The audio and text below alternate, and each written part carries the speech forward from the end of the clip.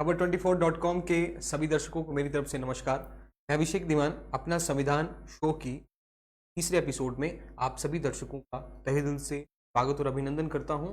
आप सभी का अपना संविधान जानिए कितना जानते हैं इस तीसरे एपिसोड में बहुत बहुत स्वागत और अभिनंदन। दर्शकों जल्दी से हमारे साथ जुड़ जाइए और हम लाइव मोड में आपसे इस समय बातचीत कर रहे हैं। जहां आप सुन पा रहे हैं वहीं मैं यहाँ पे बोल पा रहा हूँ और बिल्कुल लाइव हम आप लोगों के बीच में हैं। अपना संविधान शो का आज तीसरा एपिसोड है और कल भी हमने जाना कि परसों हमने जाना था कि संविधान किस तरह से तैयार होता है, संविधान की आवश्यकता देश के लिए, नागरिकों के लिए, सरकार के लिए क्या है। कल हमने जाना कि संविधान सभा का गठन हमारे भारत देश में किस तरह से किया गया और संविधान सभा में कौन कौन लोग थे, क्या क्या चुनौतियां उस समय उनके सामने आई और उन्होंने गठन किया। और मुख्य जो मकसद हमारा इस शो को लाने का था आपके बीच, वो यही मकसद था कि आपको अपने अधिकारों, अपने कर्तव्यों, एक सरकार हमारे लिए क्या करती है और लोकतांत्रिक सरकार मतलब लोकतांत्रिक देशों में सरकार के क्या दायित्व हैं उनको हम समझ सकें। तो उम्मीद है आपको नोटिफिकेशन आ चुकी होगी दोस्तों, तो आप इसको शेयर जल्दी से कर दें। जी लीजा गुलेरी गुड इवनिंग जी, कुसुम, रीना कुमारी, अलेक्स वर्धन, इसको पहले आपने क्या करना है, जल्दी से शेयर कर देना है सभी के साथ। उम्मीद है नोटिफिकेशन मिल चुकी है और शेयर भी आप कर रहे हैं। यहाँ पे देखें कुसुम सैनी, मोनिका राणा, रीना कुमारी, उम्मीद है आपको नोटिफिकेशन मिल चुकी है। आज हम बातचीत आपसे कर रहे हैं समानता का अधिकार। मौलिक अधिकारों में मौलिक अधिकार एक ऐसा कॉन्सेप्ट, और मौलिक अधिकार को जानने से पहले आपको कुछ फर्क, एक अंतर करना होगा। संविधान में अधिकारों की क्या जरूरत है। देखिए, अगर नागरिकों को अधिकार न दिए जाएं, सरकार एक तानाशाही रूप धारण कर सकती है जिससे कहीं ना कहीं नागरिकों का जीवन, भविष्य खतरे में आ सकता है। और अधिकार बहुत आवश्यक है, लेकिन मौलिक अधिकारों को जानने से पहले आपको मानव अधिकारों से भी परिचित होना आवश्यक है। हम भारत के संविधान के तहत दिए गए मौलिक अधिकारों पर आज चर्चा करने जा रहे हैं। उम्मीद है आपने शेयर कर दिया है, जल्दी से इसको ग्रुप्स में भी शेयर करें, सबके साथ इसको शेयर कर दें। आज का हमारा टॉपिक है भारतीय संविधान में अधिकार, क्या क्या अधिकार हैं, जिसमें हम बात करेंगे मौलिक अधिकारों की सुरक्षा की, और अधिकारों की रक्षा में न्यायपालिका की क्या भूमिका है, हमारी जुडिशरी किस तरह से हमारी प्रोटेक्शन करती है अधिकारों के प्रति, और एक देश में नागरिकों को अधिकारों की क्या आवश्यकता है। साथ ही साथ हम जानेंगे कि हमारे अधिकारों का उल्लेख भारतीय संविधान में कहाँ किया गया है। गुड इवनिंग जी, प्रियंका ठाकुर, और जो भी हैं मैं उम्मीद करता हूं आप इसको शेयर करेंगे जरूर, तो शेयर जल्दी से करें जी। कमल शर्मा जी गुड इवनिंग, जो भी हैं हमें देख पा रहे हैं उन सभी को गुड इवनिंग। सबसे पहले भारतीय संविधान में 6 तरह के मौलिक अधिकार दिए गए। भारतीय संविधान में हमें सबसे पहले मैं चाहता हूं कि आप समझें कि मूल अधिकार और मानवाधिकार, या उससे पहले हम बात करें भारतीय संविधान में कितनी तरह के अधिकार दिए गए हैं, तो आप ये ध्यान रखें। सबसे पहला हमारा अधिकार है भारतीय नागरिकों के लिए समानता का अधिकार, राइट टू इक्वालिटी दिया गया है। उसके बाद स्वतंत्रता का अधिकार है, राइट टू फ्रीडम दिया गया है। फिर आता है शोषण के विरुद्ध अधिकार। सबसे पहले समानता का अधिकार, स्वतंत्रता का अधिकार, फिर आता है शोषण के विरुद्ध अधिकार, फिर आता है आपका सांस्कृतिक और शैक्षिक अधिकार, यानी right to educational and cultural freedom. फिर आता है आपकी रिलीजियस फ्रीडम का राइट, धार्मिक स्वतंत्रता का अधिकार, और फिर आता है आपका संवैधानिक उपचारों का अधिकार, यानी राइट टू कॉन्स्टिट्यूशन रेमेडीज। संवैधानिक उपचारों का अधिकार, हालांकि हम सबसे पहले अधिकारों पे बात करनी है तो लगभग 5-6 दिन तो बात करनी पड़ेगी, क्योंकि मकसद यही है कि आप अपने अधिकारों को जान सकें, और इस एपिसोड का खास तौर पे मकसद यही किया गया है। अधिकारों को जानने से फायदा यह होगा कि अगर संविधान को जानोगे, अधिकारों को जानोगे, तभी तो अपने हक के लिए लड़ पाओगे। मकसद यही है, उम्मीद है। तो सबसे पहले हमारे मौलिक अधिकार भारतीय संविधान के अनुच्छेद 12 से 35 तक में आते हैं। हमारे संविधान का भाग 3 है।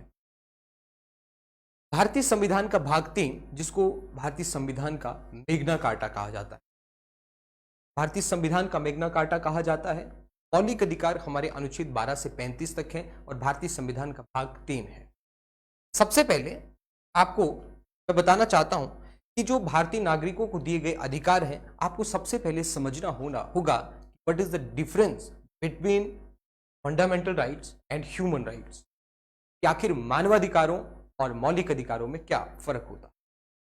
दोस्तों, मानवाधिकार यानी मानव को मानव होने के नाते बहुत सारे अधिकार प्राप्त हो जाते हैं, तो मानवाधिकार कहते हैं।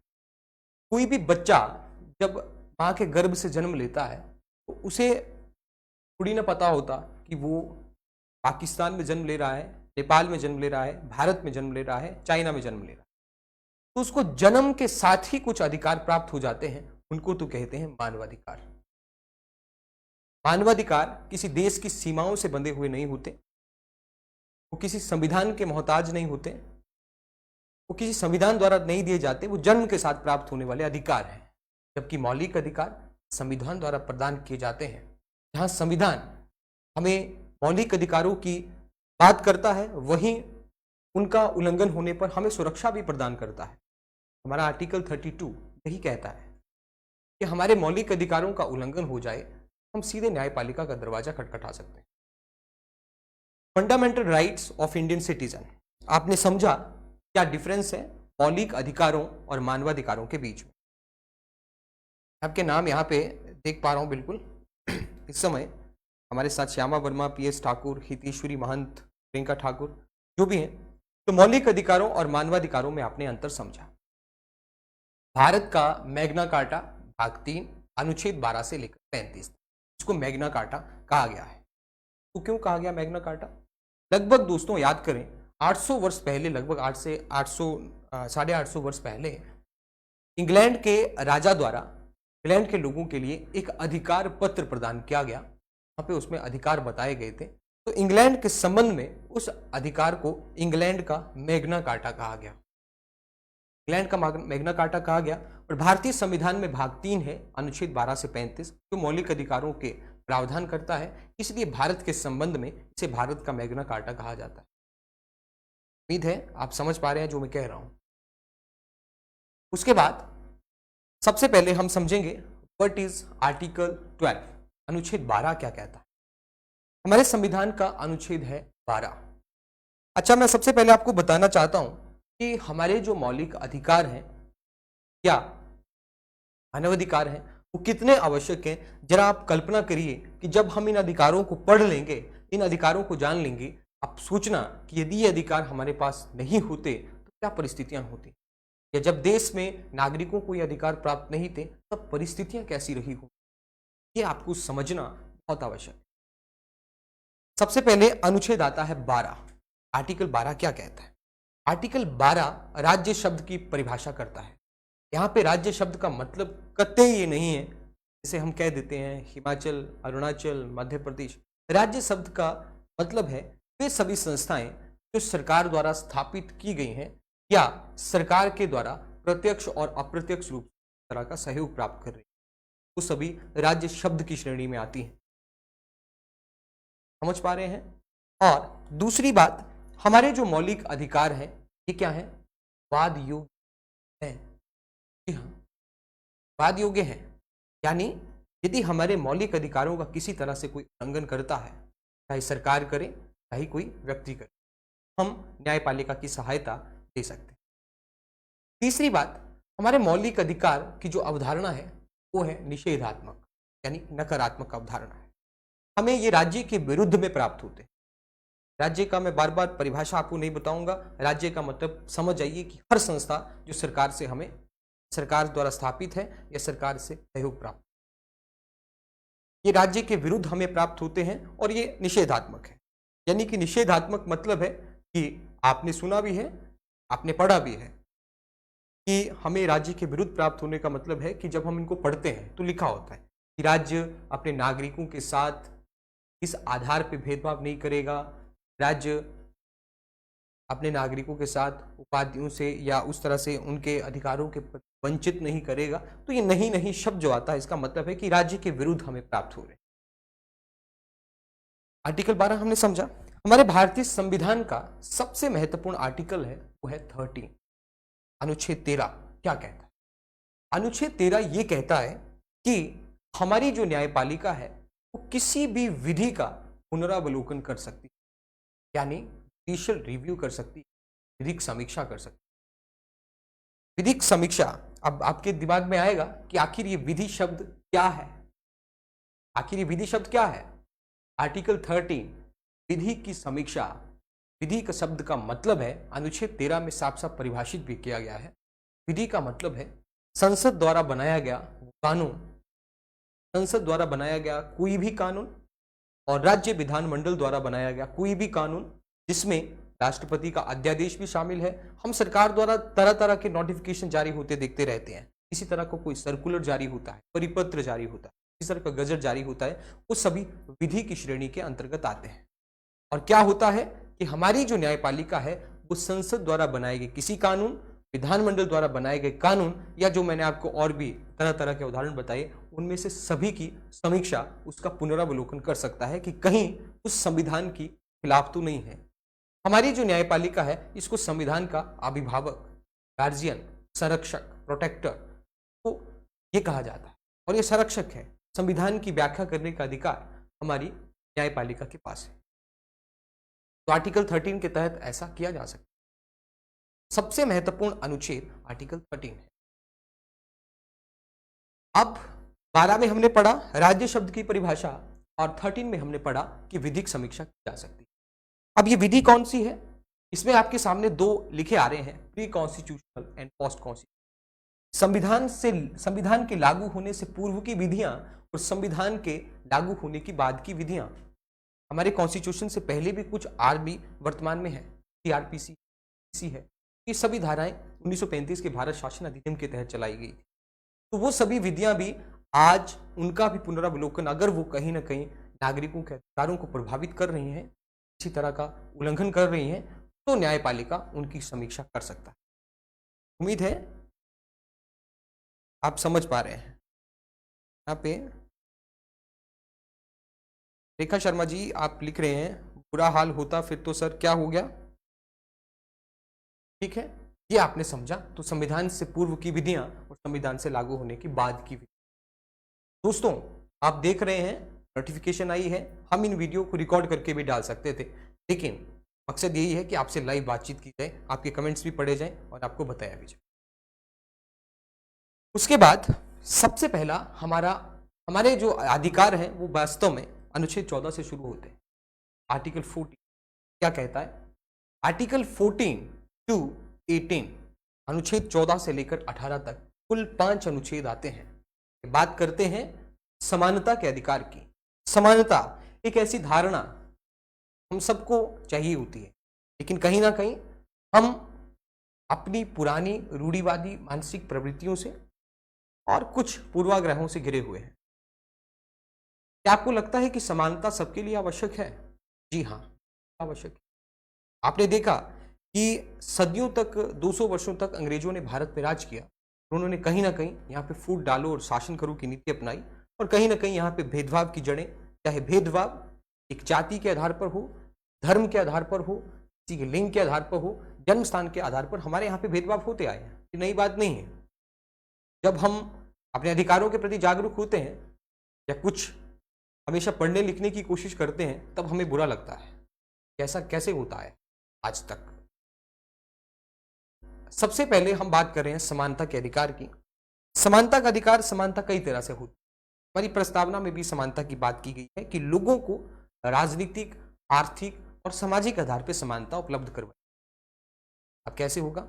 आपने देखा है कि समानता के कई तरह के आपने उल्लंघन देखे हैं कि जहां पे असमानता, हमारे देश में जहां आलीशान लोगों के महल हैं, लोगों के आलीशान महल हैं, वहीं कुछ गरीब झोपड़पट्टियां भी हैं। ये क्या है? असमानता का उदाहरण है।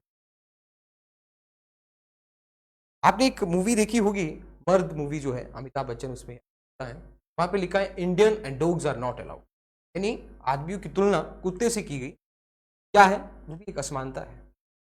ये दक्षिण अफ्रीका में भी ऐसा होता है। यहाँ पे नेल्सन मंडेला का नाम आपने सुना, जहां पे श्वेत और अश्वेत के बीच में भेदभाव ये आपने देखा है। तो ये सभी असमानता के उदाहरण हैं।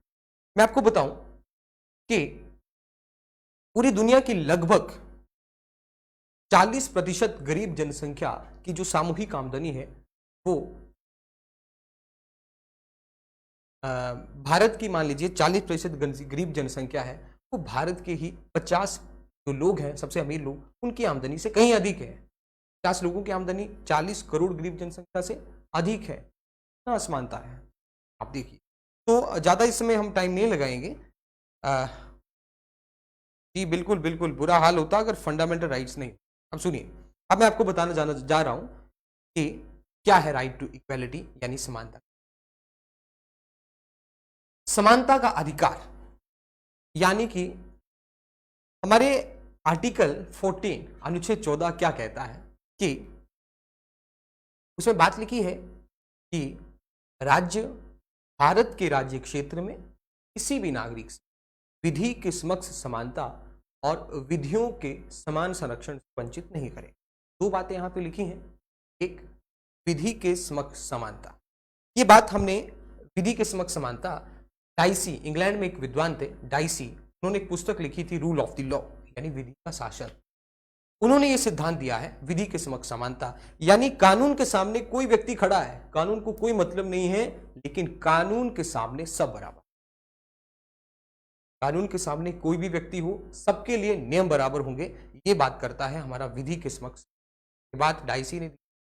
दूसरी बात, विधियों का समान संरक्षण, equal protection of the law, यानी यहां बात करता है कि विधि के समक्ष समानता, कानून के आगे सब बराबर है। दूसरी तरफ ये कहता है विधियों का समान संरक्षण, यानी राज्य चाहे तो सकारात्मक भेदभाव कर सकता है, अफर्मेटिव एक्शन ले सकता है। एक तरफ तो बहता है कि भारत नागरिक सब, जो कानून है वो सबके लिए बराबर है, कानून के आगे सब बराबर है। दूसरी तरफ ये कहता है विधियों का समान संरक्षण, ये हमने अमेरिका से लिया है, जो कहता है कि सबके लिए विधियां अलग अलग बनाई जा सकती हैं और ऐसा होना भी चाहिए। कहेंगे देखिए कानून नियम सबके लिए बराबर नहीं होने चाहिए, मैं ऐसा कहता हूं, मैं ऐसा मानता हूं, कानून और नियम सबके लिए बराबर नहीं होने चाहिए। अब आप लोगों को लगेगा कि मैं आपसे यहां पे ये क्या कह रहा हूं। जी हाँ, ऐसा नहीं होना चाहिए, क्योंकि हम में से सब अलग अलग, हमारी सबकी कैपेबिलिटीज हैं, अपनी योग्यताएं हैं। हम में से अगर कोई व्यक्ति विकलांग हो, उसके लिए भी सिमिलर ही कानून बना दिया जाए, और मैं एक बिल्कुल आम सामान्य पुरुष हूँ, सामान्य आदमी हूँ, मेरे लिए भी वही नियम बनाया जाए, क्या ये सही है? मेरे लिए अगर कहा जाए कि मैं कोई काम अपनी जितनी पोटेंशियल से, अपनी क्षमता से, कैपेसिटी से 10 मिनट में कर सकता हूँ, वो शायद विकलांग व्यक्ति नहीं कर पाए। सबके लिए अलग अलग नियम बनाए जाने की आवश्यकता होती है। तभी बात की गई है कि राज्य चाहे तो सकारात्मक भेद कर सकता है। उदाहरण बताऊं तो जैसे गवर्नमेंट ने, सरकार ने SC STs के लिए, महिलाओं के लिए अलग अलग नियम बनाए हैं।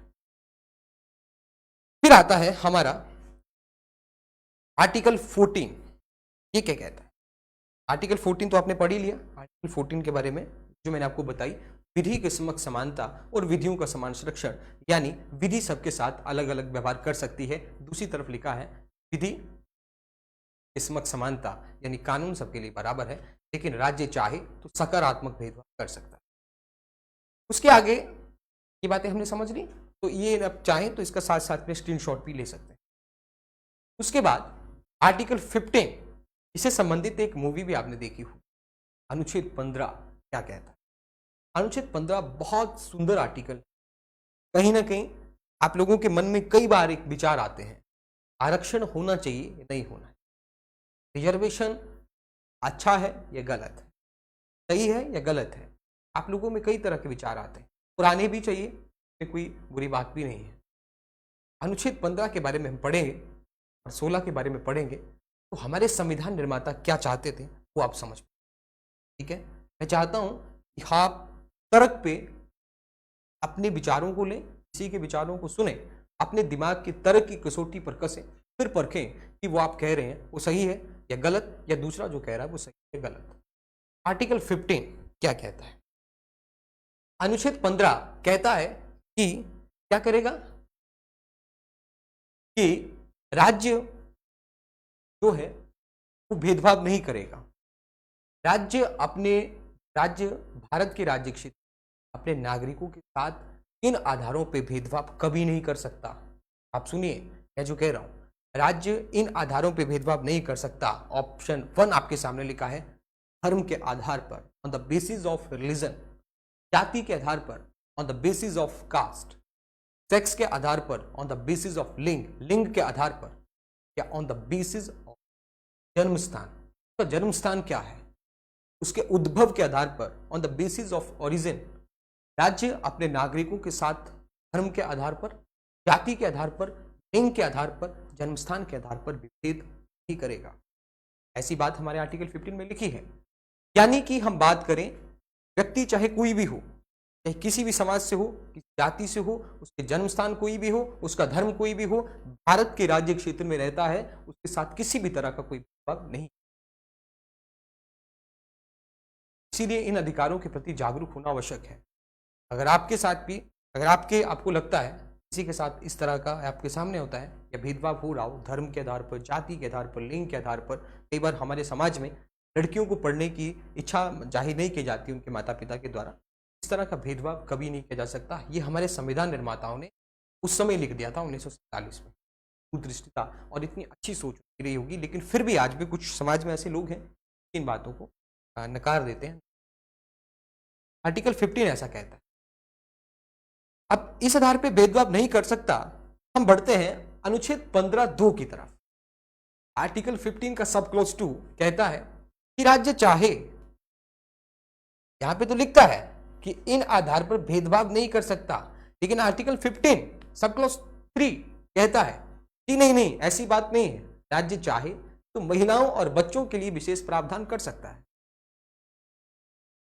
राज्य खुद ही कह रहा है कि इन पे भेदभाव नहीं करेगा। और आप लोग जानते हैं कि जो भी सार्वजनिक स्थल हैं, होटल हैं, मनोरंजन है, तालाब हैं, इन पर किसी भी व्यक्ति को प्रतिबंध नहीं लगाया जा सकता। सबके लिए सार्वजनिक स्थल हमेशा खुले हो। इस संबंध में बहुत से कानून भी बनाए गए। 15 सब क्लोज 3 कहता है कि राज्य महिलाओं और बच्चों के लिए विशेष प्रावधान कर सकता है। अब किस तरह से प्रावधान करेगा? तीसरी बात एक और लिखी है कि राज्य अनुसूचित जाति, अनुसूचित जनजाति और शैक्षणिक दृष्टि एजुकेशनल बैकवर्ड क्लासेस लोगों के लिए, या जो इस तरीके से पिछड़े हुए लोग हैं, उनके लिए आरक्षण की व्यवस्था कर सकता है। संविधान में लिखा हुआ है, ये बात भी जोड़ा गया है। इस बात को बताने से पहले क्या हुआ, मैं आपको ले चलता हूं थोड़ा सा इतिहास की तरफ। 1951 की एक बात है कि मद्रास की सरकार ने एक कम्युनल ऑर्डर यानी सांप्रदायिक आदेश जारी किया। और इसके तहत क्या क्या सांप्रदायिक आदेश के तहत कि ये जो है आपके शैक्षणिक संस्थान है, क्या उनके लिए अलग अलग सीटें, अलग अलग जातियों के लिए अलग अलग सीटें आरक्षित कर।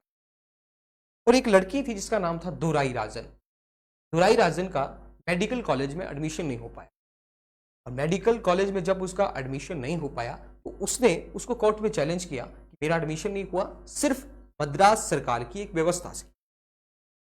फिर मद्रास की गवर्नमेंट ने क्या किया, सुप्रीम कोर्ट ने उस जो उनके लिए आरक्षण की व्यवस्था की गई थी, मद्रास ने जो सांप्रदायिक आदेश था उसको खारिज कर दिया, तो समाप्त कर दिया। सरकार, हमारी विधायिका और न्यायपालिका के बीच में टकराव किस तरह से उत्पन्न होता है वो देखिए। सरकार ने, सुप्रीम कोर्ट ने जो खारिज किया था उसका प्रभाव जो पड़ा संविधान में, उसको समाप्त करने के लिए क्या किया, हमारा 1951 में प्रथम संशोधन किया कॉन्स्टिट्यूशन, पहला अमेंडमेंट किया। और प्रथम संशोधन के तहत 9वीं अनुसूची जोड़ी गई। कल हमने बात की थी कि हमारे संविधान में 8 अनुसूची, एक 9वीं अनुसूची जोड़ी, और 9वीं अनुसूची का उल्लेख किया गया कि 9वीं अनुसूची में जो कानून डाले जाएंगे उनको किसी भी आधार पर सुप्रीम कोर्ट में चैलेंज नहीं किया जाए। और ये जो आरक्षण वाली व्यवस्था थी इसको 9वीं अनुसूची में डाल दिया और प्रथम संशोधन किया 1951 में, और 15 में 4 नाम की एक नई धारा जोड़ी और ये प्रावधान कर दिया गया कि राज्य अनुसूचित जाति, अनुसूचित जनजाति और शैक्षणिक दृष्टि से पिछड़े हुए लोगों के लिए आरक्षण की व्यवस्था कर सकते। प्रावधान कर दिया गया कि मद्रास में अलग अलग सीटें आरक्षित की गई थी। ये तो बात थी शिक्षण संस्थाओं में आरक्षण का प्रावधान। एक और बात मैं बताता हूं, याद कीजिए वो सीन 2006 में मनमोहन सिंह जी देश के प्रधानमंत्री, और एम्स में या आईआईटी में उसमें बहुत दंगे चल रहे, दंगे मतलब कि बहुत सारे वाद विवाद चल रहे थे। वाद का मतलब है कि वहां पे हड़ताल, धरने, ये सब कुछ चल रहा था।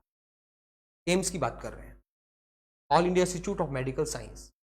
एम्स में ये जो हड़तालें चल रही थी कि जो आपके उच्च अध्ययन संस्थान हैं, जो कि हायर स्टडी इंस्टीट्यूशन, उनमें भी आरक्षण की व्यवस्था की जानी चाहिए। इन उच्च अध्ययन संस्थानों में आरक्षण होना चाहिए। तो इसमें क्या हुआ कि ये जो बात की गई, इसको भी चैलेंज किया गया सुप्रीम कोर्ट में, Ashok Thakur versus of India बनाम भारत संघ, इस मामले में चैलेंज किया गया और चैलेंज किया, लेकिन सुप्रीम कोर्ट ने 2008 में इस संबंध में डिसीजन दिया कि ये जो उच्च अध्ययन संस्थानों में आरक्षण की बात की गई वो कहीं भी हमारे संविधान का उल्लंघन नहीं करता। कि हमारे संविधान निर्माताओं की भी सोच थी, क्या किया जाए।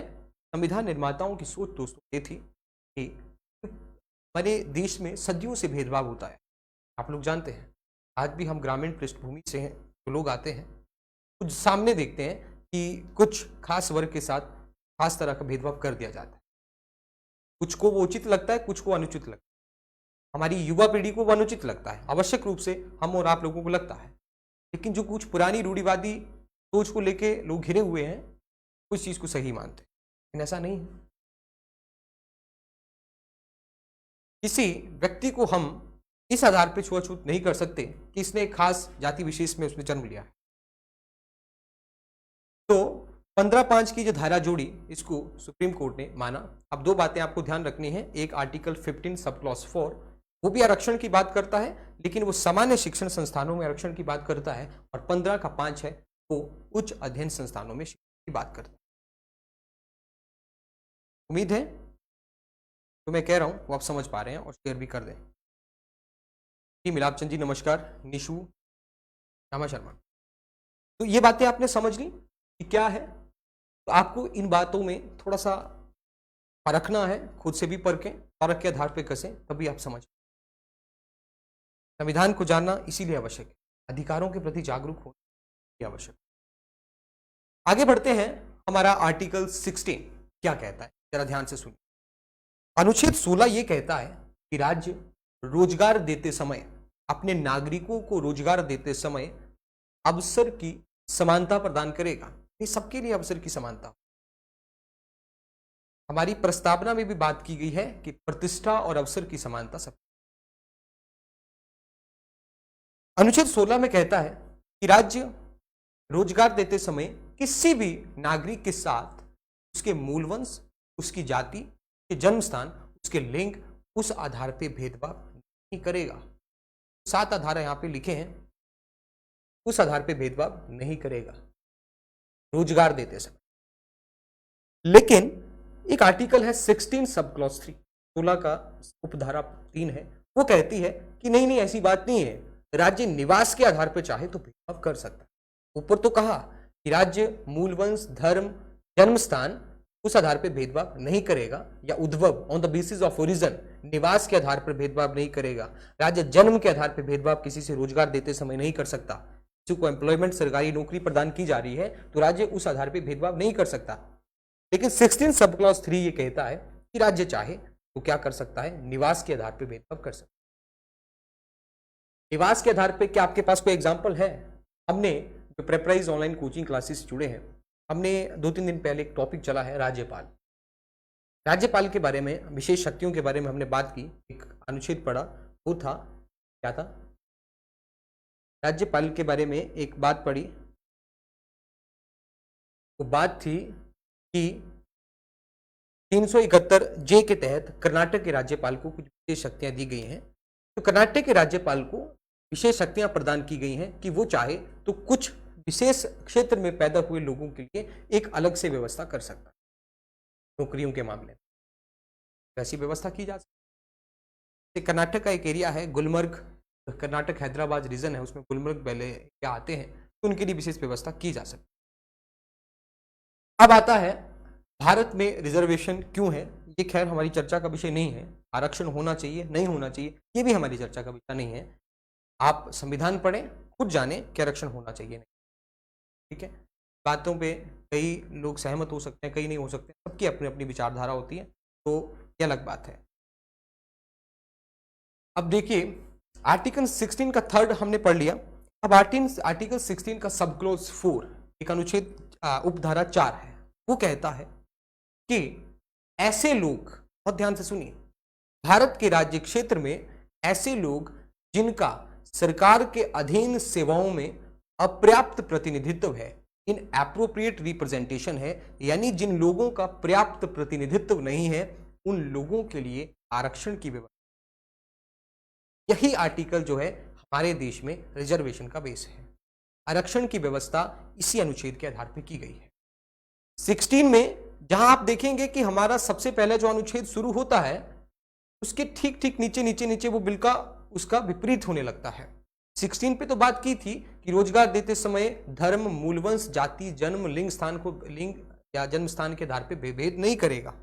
लेकिन 16 का सब क्लॉज 4 ये कहता है, उपधारा 4 ये कहती है, तो रिजर्वेशन है ऐसे लोग जिनका सरकार के अधीन सेवाओं में अगर पर्याप्त प्रतिनिधित्व नहीं है, अगर सरकार को ऐसा लगता है कि ऐसे लोगों, खास लोगों का समूह जो है वो सरकार के अधीन सरकारी सेवाओं में नहीं है, तो उनके लिए आरक्षण की व्यवस्था की जा सकती है। अब क्या होगा, अब पता कैसे लगाएंगे कि ये लोग कौन है, पिछड़े हुए हैं। इन लोगों के लिए सोच ये है, सामाजिक और आर्थिक, सामाजिक आधार पर जो पिछड़े हुए लोग हैं जिनको हम SC, ST, OBC कहते हैं, इनके लिए ये व्यवस्था की जा सकती है। उम्मीद है आप देख पा रहे हैं, मैं यहाँ पे देख भी पा रहा हूँ। विनय मवानिया, धीमान जी नमस्ते। श्यामा वर्मा 16 श्यामा वर्मा जी कह रही हैं 16 का सब क्लॉज 4 रिपीट करें। 16 sub clause 4 base of the reservation in the public employment. सार्वजनिक क्षेत्रों की जो नौकरियां हैं, सरकारी क्षेत्रों की नौकरियां हैं, अगर सरकार को ऐसा लगता है जिनके लिए, जिन लोगों का सरकार के अधीन सेवाओं में यदि पर्याप्त प्रतिनिधित्व नहीं है, अपर्याप्त प्रतिनिधित्व है, यानी जो अच्छे लोग वहां पे उस कैटेगरी के लोग अगर नहीं आ रहे हैं, तो उनके लिए रिजर्वेशन का प्रावधान किया जा सकता है। यही अनुच्छेद रिजर्वेशन का प्रावधान करता है। पहले से बातें लिखी हैं। फिर आता है 16 का सब क्लॉज 5 कि आखिर हम पता कैसे करेंगे कि कौन से लोग पिछड़े हैं, सामाजिक आधार पर पिछड़े हुए लोग कौन हैं। तो हमारे 1953 में हमारा एक अनुच्छेद है, वो आपको ध्यान रखना है, आर्टिकल 340, अनुच्छेद 340 है भारतीय संविधान का। वो कहता है कि राष्ट्रपति इसके लिए एक आयोग का गठन करेंगे, एक कमीशन बनाएंगे, कौन लोग पिछड़े हैं कौन नहीं है। 1953 में राष्ट्रपति जी ने एक आयोग गठित किया जिसका नाम था काका कालेलकर आयोग। क्या आपने समझ लिया, रोजगार में अवसर की समानता की बात की। 1900 कि आप कुछ थोड़ा सा साथ साथ में पढ़ते भी रहें और सुनते भी रहें। 1953 में काका कालेलकर आयोग गठित किया, राष्ट्रपति जी ने गठित किया, और 1955 में उसने अपनी रिपोर्ट सौंपी कि बात यह है कि पिछड़े वर्गों को आरक्षण दिया जाना चाहिए। लेकिन क्या हुआ, सरकार ने उस आयोग की सिफारिशों पर ध्यान नहीं दिया। फिर क्या हुआ, फिर आती है नरसिम्हा सरकार बनी। नरसिम्हा सरकार ने जो थी वो एक मंडल का, एक आयोग का गठन किया 1978 में, जो मोरारजी देसाई सरकार बनी थी।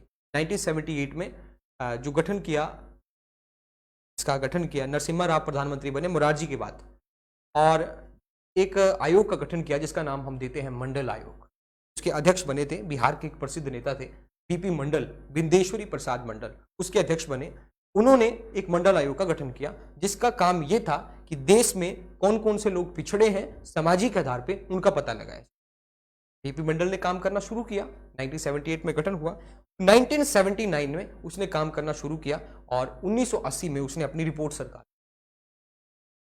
1980 में बीपी मंडल आयोग ने रिपोर्ट सरकार को दी। लेकिन तब तक क्या हुआ, मोरारजी देसाई जी की सरकार जा चुकी थी। मोरारजी देसाई जी ने गठित किया था उस समय आयोग 1977 में।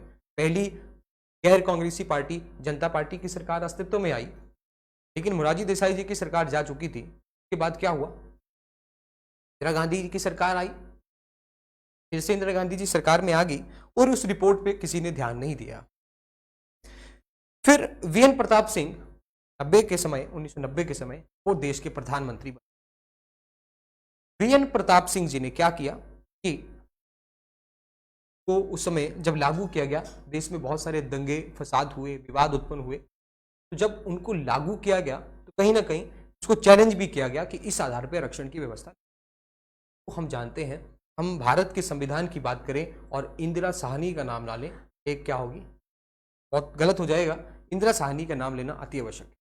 सबसे पहले आरक्षण की व्यवस्था को इंदिरा साहनी, जो एक सुप्रीम कोर्ट में एडवोकेट हैं, उन्होंने इसको चैलेंज किया। आरक्षण है क्योंकि सरकार ने सामाजिक आधार पर भी और आर्थिक आधार पर भी आरक्षण की बात उस समय, इकोनॉमिक बेस पे भी और सोशली बेस पे भी आरक्षण दिया जाना चाहिए। लेकिन हमारे संविधान में कहीं भी आर्थिक आधार पे बात नहीं की गई है, वहां पे बात थी कि सामाजिक आधार पे जो लोग हैं उनके आरक्षण की। साहनी के मामले में इसको चैलेंज भी किया गया और फिर बाद में ये किया गया, हालांकि इसको लागू किया गया और ओबीसी के लिए, अदर बैकवर्ड क्लासेस जिसको हम कहते हैं अन्य पिछड़ा वर्ग, उनके लिए आरक्षण की, ठीक है। तो इस तरह से ये बात की गई। ये बातें हमने अनुच्छेद 16 में लिखी हैं। अनुच्छेद 16 में आपने सब क्लॉज 4 पढ़ा कि क्या बातें लिखी हैं। तो राज्य चाहे तो इन लोगों का सरकार के अधीन सेवाओं में पर्याप्त प्रतिनिधित्व है, उनके लिए आरक्षण की। फिर आते हैं जो ओबीसी के लिए आरक्षण दिया गया। वर्तमान में जो आरक्षण की व्यवस्था है वो इस तरह से है। ओबीसी के लिए 27% रिजर्वेशन का प्रावधान है, एससी के लिए 15% है और एसटी के लिए 7.5%। इस तरह से 49.5%, 50.5% कुल आरक्षण की व्यवस्था की गई है। और सुप्रीम कोर्ट ने अपने डिसीजन में यह भी कहा है किसी भी आधार पर इस आरक्षण की सीमा को 50% नहीं बढ़ाया जाए। हालांकि अगर कोई राज्य ये साबित कर दे कि इस आरक्षण से काम नहीं चल रहा है तो राज्य को पहले साबित करना पड़ेगा, फिर उस आधार पर आरक्षण बढ़ाया जा सकता है। जैसे मैं आपको उदाहरण के तौर पे बताऊं तो तमिलनाडु में इस समय 69% आरक्षण दिया जाता है। तो इसको भी चैलेंज किया गया सुप्रीम कोर्ट ने, लेकिन सुप्रीम कोर्ट ने यही कहा कि राज्य अगर साबित करे तो उस आधार पर बढ़ाया जा सकता है। राज्यों में, केंद्र में अलग अलग व्यवस्था है, इस तरह से आरक्षण की व्यवस्था की गई है। यानी कि जब आप सरकारी नौकरी में आप देखते हैं कि कॉलेज में भी कई बार मेरिट अलग बनती है या उस आधार पर, तो ये व्यवस्था सरकार के तहत की गई है, ये आपको ध्यान रखना है। फिर आता है अनुच्छेद 17, सबसे महत्वपूर्ण अनुच्छेद भारत के संविधान का, जिसके तहत छुआछूत का अंत किया गया है, अस्पृश्यता का उन्मूलन जिसको कहते हैं। छुआछूत का अंत, नहीं किसी भी आधार पे भेदभाव नहीं किया जा सकता, और यह हमने 1955 के नागरिक संरक्षण अधिनियम के तहत प्रदान किया है। 1955 में नागरिक संरक्षण अधिनियम, वो भी अनुच्छेद 17 के ही बेस पे बनाया गया है। आर्टिकल 17 किसी भी नागरिक के साथ, भारत के राज्य क्षेत्र में रहने वाले किसी भी नागरिक के साथ, फिर 17 के तहत छुआछूत पर इस तरह का छुआछूत नहीं की जा सकती या अस्पृश्यता उन्मूलन किया जा सकता, प्रतिबंध लगा दिया गया है। ये बातें आप। फिर हमारा अंतिम अनुच्छेद आता है, वो है आर्टिकल 18। ये है अनुच्छेद 17, आप पढ़ सकते हैं। अस्पृश्यता अनुच्छेद 17 में वर्णित है और इसे समाप्त करने के लिए इसे एक दंडनीय अपराध घोषित किया गया है और 1956 में अस्पृश्यता अपराध अधिनियम को भी बनाया गया था। फिर article 18 of the Indian constitution, भारतीय संविधान का अनुच्छेद 18, इसके तहत उपाधियों का अंत किया गया है। उपाधियों का मतलब है उपाधियों, पदवियों का अंत कर दिया गया। यानी भारत सरकार कोई सी भी तरह की उपाधि नहीं देती है, जिसमें अपवाद है कि सैन्य उपाधियां और शिक्षा से संबंधित उपाधियां। सैन्य का उपाधियां का मतलब है कि आप जानते हैं कि सेना में उपाधियां दी जाती हैं, परमवीर चक्र, अगर वो उत्कृष्ट प्रदर्शन करता है तो परमवीर चक्र, वीर चक्र, महावीर चक्र, इस तरह की उपाधियां दी जाती हैं। इनको छोड़ दें और कुछ शैक्षणिक संस्थाओं के द्वारा भी उपाधियां दी जाती हैं। कोई पीएचडी कर रहा है उसको डॉक्टरेट की उपाधि दी जाती है। तो ये पदवियों को छोड़कर किसी भी तरह की उपाधियों और पदवियों का अंत कर दिया। दूसरी एक महत्वपूर्ण बात लिखी है, यदि भारत के किसी नागरिक को विदेश से किसी तरह की उपाधि, कोई पुरस्कार, पदवी मिलती है तो उसको सबसे पहले राष्ट्रपति, बिना राष्ट्रपति की अनुमति से वो किसी भी तरह की विदेश से उपाधि नहीं ग्रहण कर सकते। ये हमने दोस्तों आज पढ़े आपके सामने समानता का अधिकार, आज पढ़ा, कल हम बात स्वतंत्रता के अधिकार की करेंगे। उम्मीद है आपको ये बातें आज समझ में आ गई होंगी किस तरह से। जी रेखा शर्मा जी बहुत बहुत धन्यवाद। चौहान बिट्टू, अंकिता हीर, मंडल कमीशन के बाद दंगे भी हुए। जी बिल्कुल दंगे हुए, मैंने अभी आपसे कहा कि मंडल कमीशन के बाद क्या क्या वाद विवाद हुए। तो दोस्तों आप जरूर बताएं कमेंट करके कि आज ये जानकारी आपके साथ जो साझा की आपको किस तरह से समझ आई, कितनी अच्छी लगी और कितना आज ये वाकई महसूस हो रहा होगा कि भारत का संविधान कितना खूबसूरत दस्तावेज। आई होप कि आज का तीसरा एपिसोड आपको अच्छा लगा है और आप चाहें तो खबर24.com को फेसबुक, यूट्यूब, ट्विटर और इंस्टाग्राम पे जरूर फॉलो करें, लाइक करें और मिलते हैं हम अगले एपिसोड अपना हिमाचल में। बहुत बहुत धन्यवाद। इस वीडियो को जरूर शेयर करें, अच्छा लगा तो लाइक करें और धन्यवाद।